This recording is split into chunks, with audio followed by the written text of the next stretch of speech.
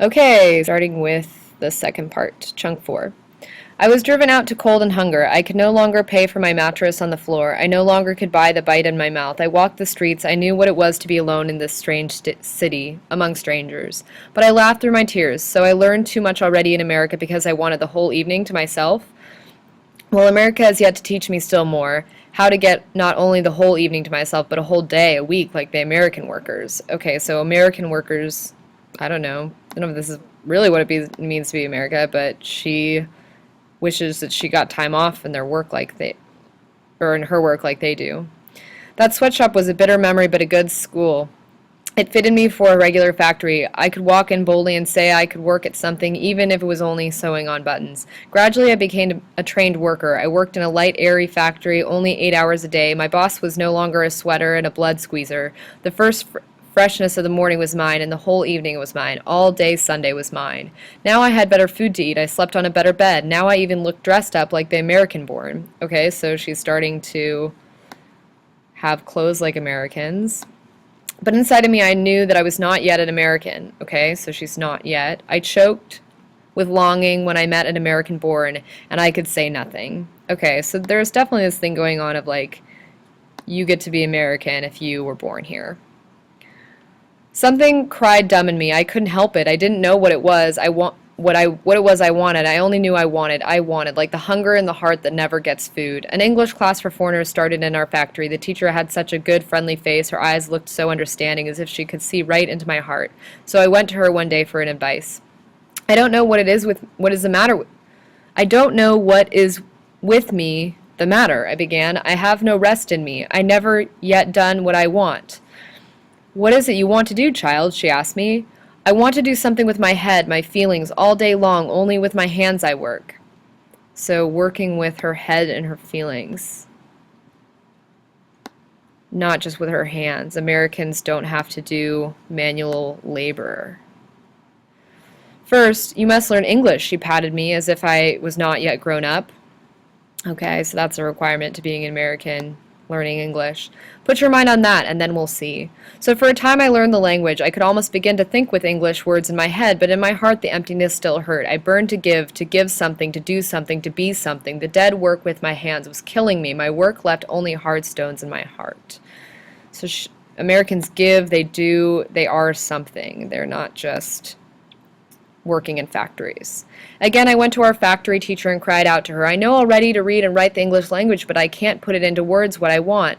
Was it in me so different that can't come out? What is it in me so different that can't come out? She smiled at me down from her calmness as if I were a little bit out of my head. What do you want to do? I feel, I see, I hear, and I want to think it out, but I'm like dumb in me. I only know I'm different from everybody. She looked at me close and said nothing for a minute. You ought to join one of the social clubs of the Women's Association, she advised. What's a women's association? I implored greedily. A group of American women who are trying to help the working girl find herself. They have a special department for immigrant girls like you. Chunk 5. I joined the Women's Association. On my first evening there, they announced a lecture, The Happy Worker and His Work, by the welfare director of the United Mills Corporation. I think that's part of being American to her. She's unhappy. She doesn't feel like she will be American until she is happy with her work. Is there such a thing as a happy worker at this work? I wondered. Happiness is only by working at what you love. That, I think, is big. It's what she wants. It's what Americans do. They are happy with what they do. And what poor girl can ever find it to work at what she loves? My old dreams about my America rushed through my mind. Once I thought that in America everybody works for love. Nobody has to worry for a living. Maybe this welfare man came to show me the real America that till now I sought in vain. Okay, so America, everyone works for what they love and nobody wants for anything or has to worry about money. That definitely was what she thought America was going to be. With a lot of polite words, the head lady of the Women's Association introduced a higher-up that looked like the king of kings of business. Never before in my life did I ever see a man with such a sureness in his step, such a power in his face, such friendly positiveness in his eye, as when he smiled upon us. Efficiency is the new religion of business, he began. In big business houses, even in up-to-date factories, they no longer take the first comer and give him any job that happens to stand empty. Efficiency begins at the employment office. Experts are hired for the one purpose, to find out how best to fit the worker to his work.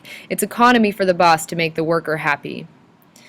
And then he talked a lot more on efficiency and educated language that was over my head. I didn't know exactly what it meant, efficiency, but if it was to make the worker happy at his work, then that's what I had been looking for since I came to America. I only felt from watching him that he was happy by his job.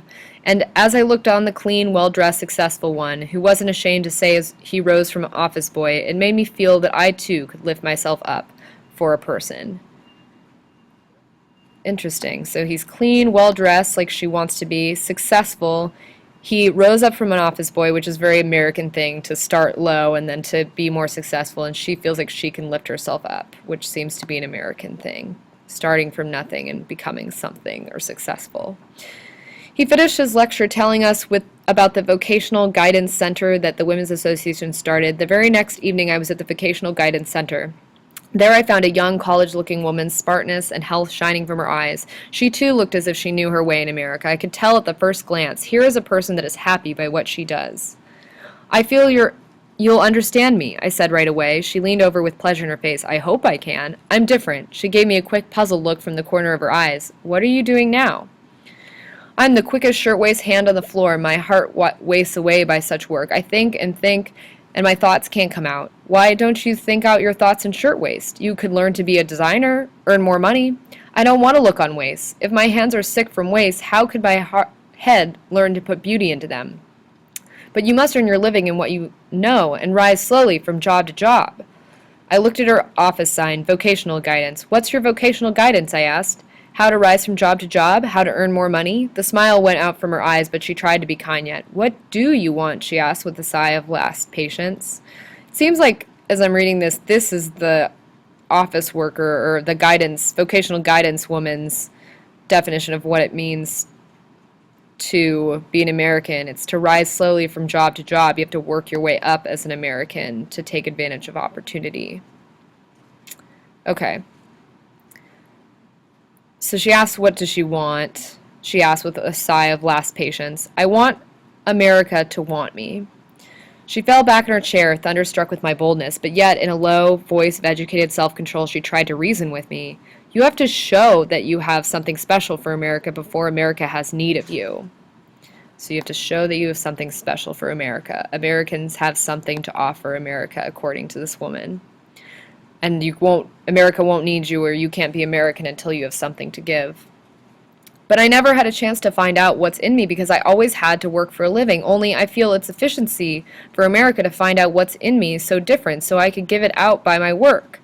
Her eyes half closed as they bored through me, her mouth opened to speak, but no words came from her lips. So I flamed up with all of this. It was choking in me like a house on fire. America gives free bread and rent to criminals in prison. They got grand houses with sunshine, fresh air, doctors and teachers, even for the crazy ones, so like people who are in mental hospitals, even they get sunshine houses, better treatment than immigrants, she's saying.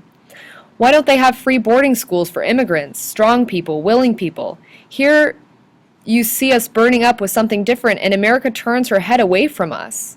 Her brows lifted and dropped down. She shrugged her shoulders away from me with the look of pity we give to cripples and hopeless lunatics. America is no utopia. First you must become efficient in earning a living before you can indulge in your poetic dreams.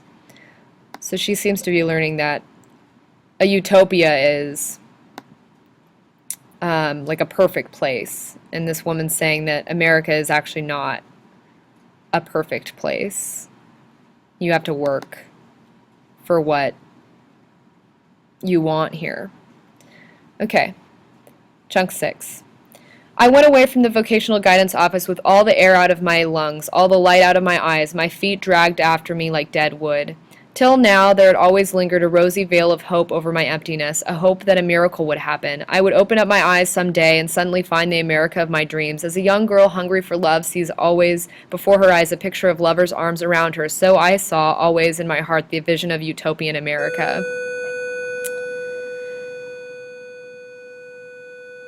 But now I felt that the America of my dreams never was and never could be. Reality hit me on the head as with a club. I felt that the America that I sought was nothing but a shadow, an echo, a chimera of lunatics and crazy immigrants. Stripped of all illusion, I looked about me. The long desert of wasting days and drudgery stared me in the face, a drudgery that I had lived through, and the endless drudgery still ahead of me rose over me like a withering wilderness of sand. In vain were all my cryings, in vain were all my frantic efforts of my spirit to find the living waters of understanding for my perishing lips. Sand was everywhere, with every sinking, every reaching out, I only lost myself deeper and deeper in a vast sea of sand. I knew now the American language, and I knew now if I talked to the Americans from morning till night, they could not understand what the Russian soul of me wanted. Interesting that she's realizing that her soul and her desires, she's identified them as still Russian and not American. They could not understand me any more than if I talked to them in Chinese. Between my soul and the American soul were worlds of difference that no words could bridge over. What was that difference? What made the Americans so far apart from me? Hopefully she'll tell us, then we'll know what American is. I began to read the American history. I found from the first pages that America started with a band of courageous pilgrims. They had left their native country as I had left mine. They had crossed an unknown ocean and landed in an unknown country as I. But the great difference between the first pilgrims and me was that they expected to make America, build America, create their own world of liberty. I wanted to find it ready-made. Okay, so real Americans build America and create their own world of liberty, which she was just expecting to get there and find that opportunity. Interesting. I read on. I delved deeper down into the American history. I saw how the Pilgrim Fathers came to a rocky desert country surrounded by Indian savages on all sides, but undaunted they pressed on. Through danger, through famine, pestilence, and want, they pressed on. They did not ask the Indians for sympathy, for understanding. They made no demands on anybody, but on their own indomitable spirit of persistence. And I was forever begging a crumb of sympathy, a gleam of understanding from strangers who could not understand. When I encountered a few savage Indian scalpers, like the old witch of the sweatshop, like my Americanized countrymen, who cheated me of my wages. When I found myself on the lonely, untrodden path through which all seekers of the New World must pass, I lost heart and said, there is no America. So I guess being American means being undaunted, pressing on through danger, through all these bad things. Americans press on and work hard. Then came a light, a great revelation. I saw America, a big idea, a deathless hope, a world still in the making. I saw that it was the glory of America, that it was not yet finished, and I, the last comer, had her share to give, small or great, to the making of America, like those pilgrims who came on the Mayflower. So, giving her share to the making of America. Adding something to this country makes you American. Fired up by this revealing light, I began to build a bridge of understanding between the American-born and myself. Since their life was shut out from such as me, I began to open up my life and the lives of my people to them. And life draws life. And only writing about the ghetto, I found America. So in her writing, she becomes American because she starts to give something back. Great chances have come to me, but in my heart is always a deep sadness. I feel like a man who is sitting down to a secret table of plenty while his near ones and dear ones are perishing before his eyes. My very joy in doing the work I love hurts me like secret guilt, because all about me I see so many with my longings, my burning eagerness to do and to be, wasting their days in drudgery they hate, merely to buy bread and pay rent. And America is losing all that richness of the soul.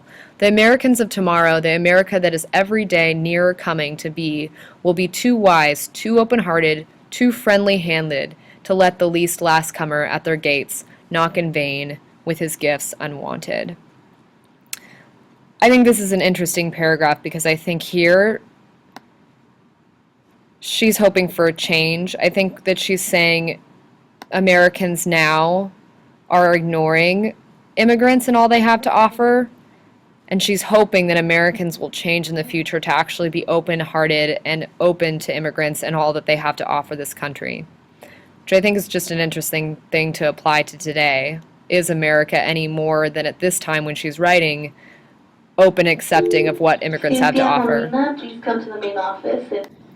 Okay, guys, thanks for reading along with me. Make sure that you've finished these annotations as well. and we will pick up with discussing this in class on Tuesday. See you then.